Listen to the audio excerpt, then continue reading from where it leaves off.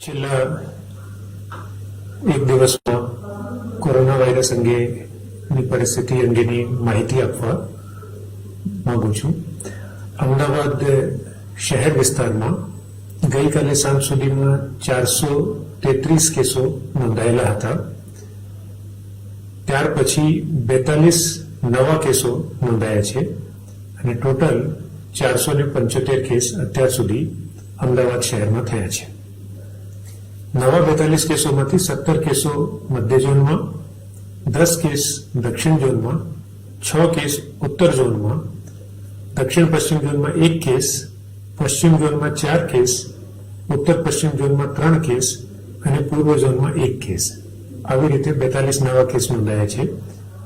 કુલ જે 475 કેસ થાય છે એમાંથી મધ્ય ઝોનના હવે ટોટલ કેસ 190 થઈ જાય છે અને દક્ષિણ ઝોનના ટોટલ કેસ 148 થઈ જાય છે. ગઈકાલે સાંજ સુધીમાં 16 જેટલા મૃત્યુ થયા હતા. ત્યાર પછી એક મૃત્યુ વધારાનું થયું છે અને ટોટલ મરણની સંખ્યા 17 પહોંચી ગઈ છે. ડિસ્ચાર્જ કરેલા કેસોની વાત કરીએ તો એમાં સારા સમાચાર છે. છેલ્લા 24 કલાકમાં 5 નવા ડિસ્ચાર્જ કરવામાં આવ્યા છે. સિવિલ હોસ્પિટલમાંથી 2 અને એસવીપી હોસ્પિટલમાંથી 3 એમ ટોટલ 5 ડિસ્ચાર્જ થયા છે. એટલે અત્યાર સુધી કુલ જ્યારથી આ મહામારીની શરૂઆત થઈ છે ત્યારથી સિવિલ હોસ્પિટલમાંથી 5 દર્દીઓએ સંપૂર્ણપણે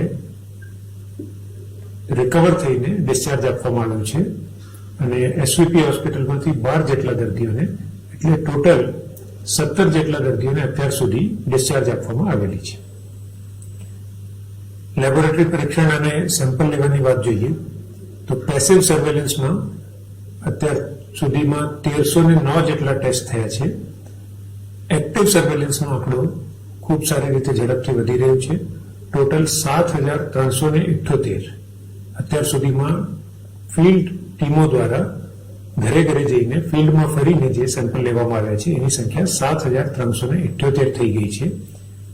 એટલે ટોટલ અત્યાર સુધી અમદાવાદ શહેરમાં 8687 જેટલા સેમ્પલ લેવામાં આવ્યા છે અને એમાં ગઈકાલે છેલ્લા 24 કલાકમાં 747 જેટલી ટીમો દ્વારા 1,07,003 જેટલા ઘરોમાં 4,59,199 જેટલા લોકોનું સ્ક્રીનિંગ કરવામાં આવ્યું અને અત્યાર સુધીનું સૌથી વધુ સંખ્યા જે અત્યાર સુધીની છે એક જ દિવસમાં ગઈકાલે 1247 જેટલા સેમ્પલ લેવામાં આવ્યા છે. એટલે દેખીતી રીતે આપની સ્ટ્રેટેજી હવે જેમ જેમ આપણે આગળ વધી રહ્યા છે તેમ તેમ જે ઘનિષ્ઠ સર્વેલન્સ અને એગ્રેસિવ ટેસ્ટિંગ કરીને સામેથી કેસો પકડીને શોધી કાઢવાની જે સ્ટ્રેટેજી છે એમાં નિરંતર આપણે આગળ વધી રહ્યા છીએ અને 10 દિવસ પહેલા રોજના જે 25-30 સેમ્પલ લેવાતા હતા એમાં આપણે ઘરકામ ફેરફાર કરીને નવી ટીમો તૈયાર કરીને ખૂબ જ જટિલ પ્રક્રિયા હોવા છતાં હવે 50 જેટલી ટીમો દરરોજ ફિલ્ડમાંથી સેમ્પલ લેવા કામગીરી કરી રહી છે અને જે 3 દિવસ પહેલા 700-800 સેમ્પલ લેવાતા હતા એની સામે ગઈકાલે 1247 સેમ્પલ લેવામાં આવ્યા છે. જેમ સેમ્પલની સંખ્યામાં વધારો થઈ રહ્યો છે, જેમ ટેસ્ટિંગમાં વધારો થઈ રહ્યો છે તેમ તેમ કેસોની સંખ્યા વધવાનું નક્કી છે. એટલે આજે સાંજ સુધીમાં અથવા આવતીકાલ સુધીમાં રોજના 100 થી વધુ કેસો આવવાના અપેક્ષિત છે અને એને પહોંચી વળવા માટે અમદાવાદ મહાનગરપાલિકાના તંત્ર દ્વારા તમામ તૈયારીઓ કરી લેવામાં આવી છે. આ સિવાય એક બાબત જે થોડીક ચિંતાજનક છે કે કોટ વિસ્તારમાં ગઈકાલ સવારથી કર્ફ્યુ લાદવામાં આવ્યો છે છતાં પણ જે 13 જેટલા ચેકપોસ્ટ છે એમાંથી 21,400 જેટલા લોકોની અવરજવર આખા દિવસમાં થઈ છે અને આ બધા 21,400 લોકોનું સ્ક્રીનિંગ કરવામાં આવ્યું છે અને એમાંથી 31 જેટલા શંકાસ્પદ વ્યક્તિઓને રેફર કરવામાં આવ્યું છે. કોટ વિસ્તાર અને દાણીલીમડા ધરમપુરા વિસ્તારમાં ગઈકાલ સવારથી કર્ફ્યુ લાદવામાં આવ્યું છે. શહેર પોલીસ અને હજારો પોલીસ કર્મીઓ દ્વારા ખૂબ જ રિસ્કી પરિસ્થિતિ હોવા છતાં, ખૂબ જ ચેપી વિસ્તાર હોવા છતાં જીવના જોખમે ત્યાં ખૂબ મહેનત કરીને કર્ફ્યુનો અમલ કરવામાં આવી રહ્યું છે. ગઈકાલે 2 કલાક મેં પણ કોટ વિસ્તારનું ટૂરિંગ કર્યું. એમાં ચિંતાજનક બાબત એ જણાઈ આવી છે કે 1 થી 4 વાગ્યા દરમિયાન જે 3 કલાક કર્ફ્યુની છૂટછાટ આપવામાં આવે છે એમાં બહુ જ મોટી સંખ્યામાં બહેનો જે છે રોડ ઉપર આવીને ખરીદીમાં આવી રહ્યા છે. એટલે હું એક વિનંતી કરીશ કે ફક્ત ખૂબ જ જરૂરી હોય ત્યારે જ ખરીદી માટે બહાર નીકળવાનું.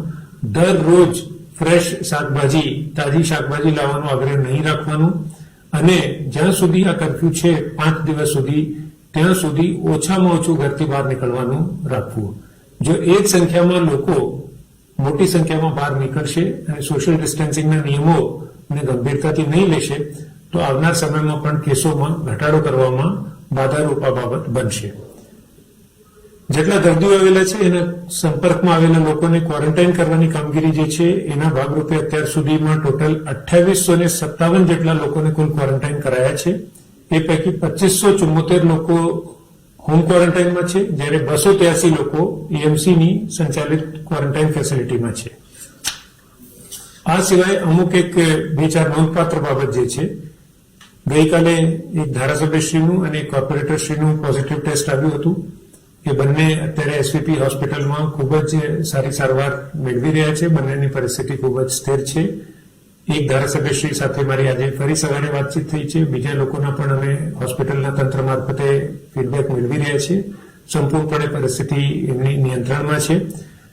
એમના સંપર્કમાં આવેલા જે બીજા વ્યક્તિઓના સેમ્પલ લેવામાં આવ્યા હતા એમાં બીજા એક ધારાસભ્યશ્રી ગ્યાસુદ્દીનભાઈ શેખ, એમનું ટેસ્ટ નેગેટિવ આવ્યું છે.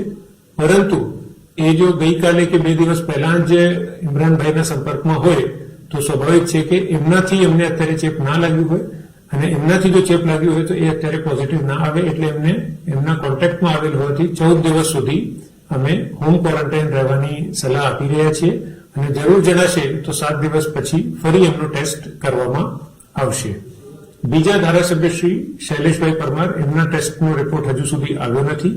આજે જે રિપોર્ટ આવ્યા છે ને અમુક નામ જે વોટ્સએપમાં ફરી રહ્યા છે એ નામોમાં જે શૈલેષ પરમાર નામની વ્યક્તિ છે એ બીજી વ્યક્તિ છે અને એમનો ટેસ્ટ એક બીજી વ્યક્તિ શૈલેષ પરમાર નામની છે, એમનો ટેસ્ટ પોઝિટિવ આવ્યો છે. ઇમરાનભાઈ માન્ય ધારાસભ્યશ્રી, એમના પરિવારજનોના પણ પોઝિટિવ ટેસ્ટ આવ્યા છે અને આડોશ પાડોશના ટોટલ ખાંડની શેરી, જમાલપુર અને એની નજીકના આવેલ વિસ્તાર મહાજનનો વંડો જ્યાં ઘનિષ્ઠ સર્વેક્ષણ કરવામાં આવ્યું ત્યાં 10 જેટલા બીજા પોઝિટિવ કેસ નોંધાયા છે. આ સિવાય 2-3 થોડીક ચિંતાજનક બાબત છે, જેમાં એલજી હોસ્પિટલના એક આસિસ્ટન્ટ પ્રોફેસર, 2 રેઝિડન્ટ ડોક્ટર અને 1 સ્ટાફ નર્સ, એટલે ટોટલ 4 લોકોનું ટેસ્ટ પોઝિટિવ આવ્યું છે. અને નોર્થ વેસ્ટ ઝોનના એક અમદાવાદ મહાનગરપાલિકાના આસિસ્ટન્ટ મ્યુનિસિપલ કમિશનર છે શ્રી દેવેન ભટ્ટ, એમનો ટેસ્ટ પોઝિટિવ આવ્યો છે. જેટલા પણ કેસોમાં હવે પોઝિટિવ ટેસ્ટ આવી રહ્યા છે એમાં હવે સ્પષ્ટપણે દેખીતી રીતે વાયરસનો ચેપ હવે દિવસે દિવસે વધી રહ્યું છે અને એ પણ હવે સ્પષ્ટ થઈ રહ્યું છે કે જે લોકોને આપણે સામાન્ય રીતે મળી રહ્યા છે, મિટિંગોમાં મુલાકાત કરી રહ્યા છે, જેમાં કોઈ પણ જાતના લક્ષણો નથી, એ લોકો પણ પોઝિટિવ હવે ટેસ્ટિંગમાં જ્યારે કોઈ પણ શંકાસ્પદ કેસ હોય કે કોન્ટેક્ટ હોય ત્યારે એ પોઝિટિવ આવી રહ્યા છે.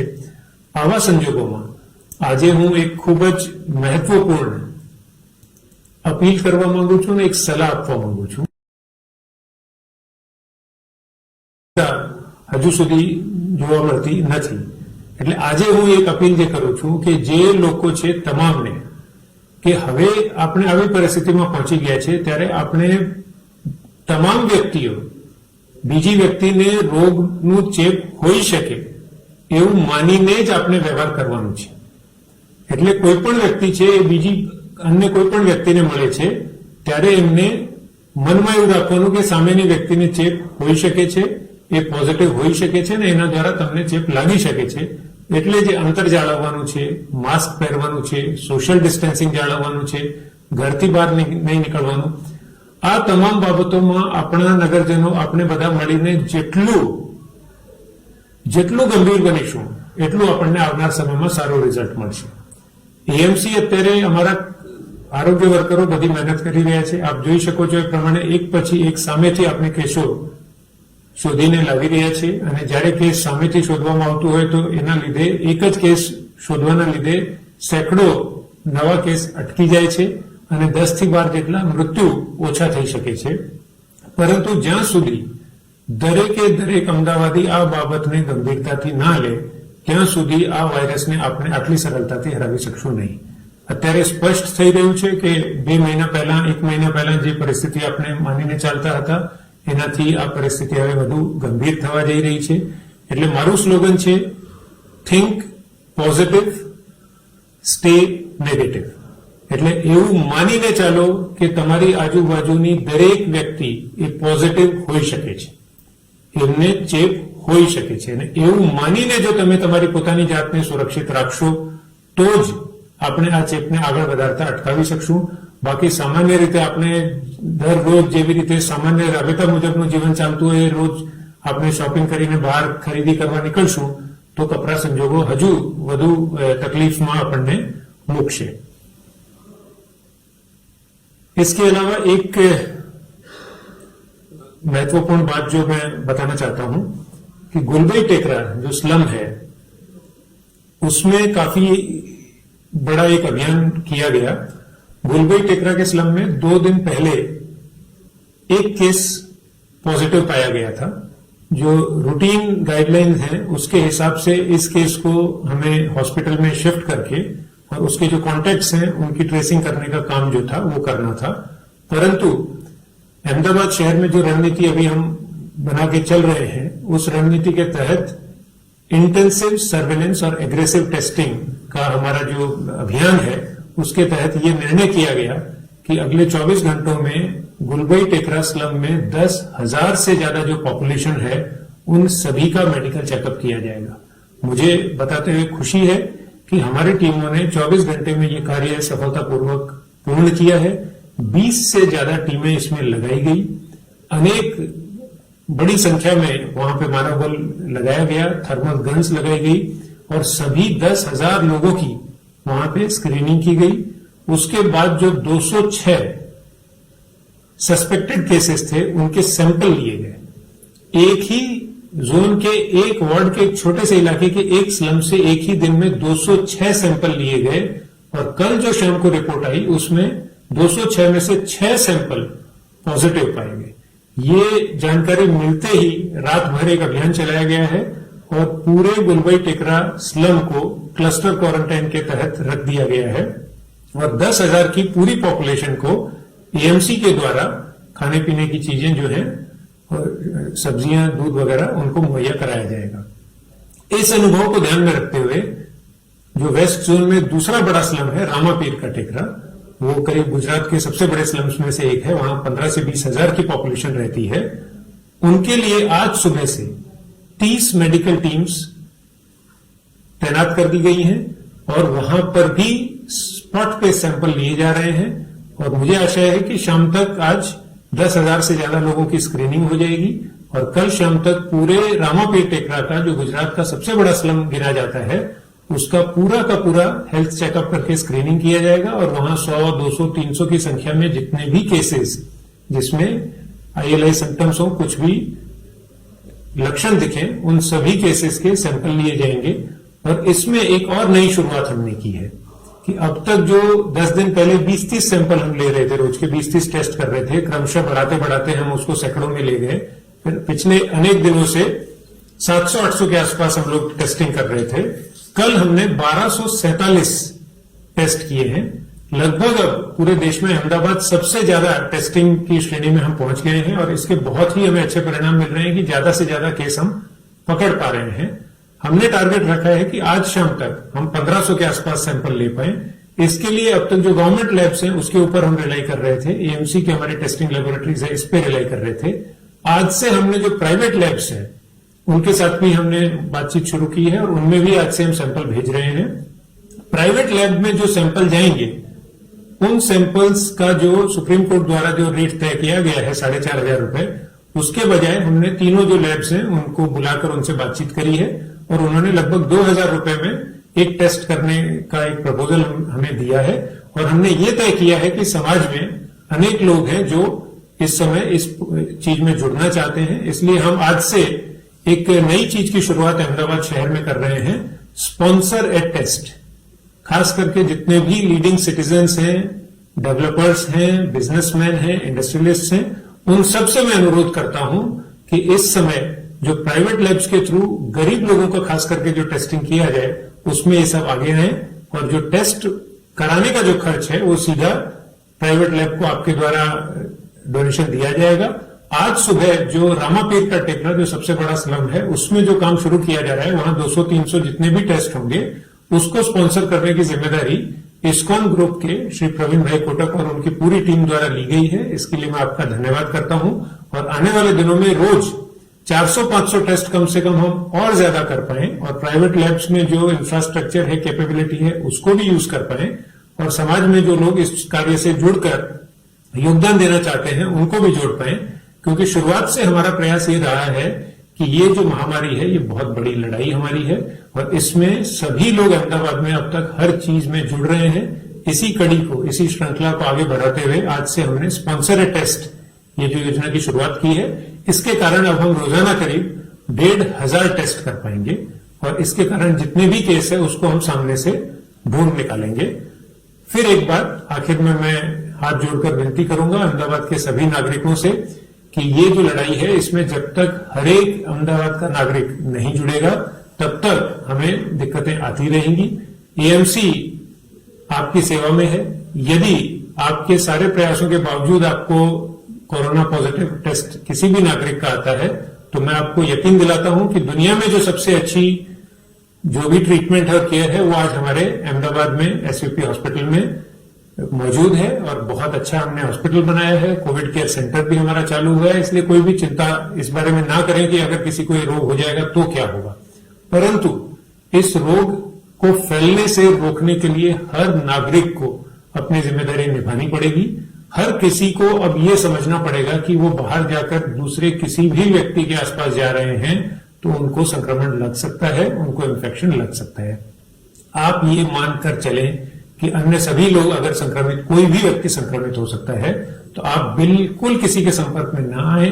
सोशल डिस्टेंसिंग के नियमों का पूरा पालन करें और अब तो लेटेस्ट रिसर्च के हिसाब से 1 मीटर भी नहीं, कम से कम 3 से 4 मीटर 10-15 फुट की दूरी आप अन्य लोगों से हमेशा बनाए रखें। मास्क कंपल्सरी पहनें, लॉकडाउन का नियमों का पूरा पालन करें, घर से बाहर ना निकलें। हमारे लिए बहुत बड़ी चुनौती है और हम इस चुनौती का सामना करने के लिए सक्षम हैं, मेहनत कर रहे हैं, परंतु आपकी तरफ से जितना सपोर्ट हमें मिलेगा उतना हमारे इस लड़ाई में हम ज्यादा जल्दी से जल्दी जीत पाएंगे।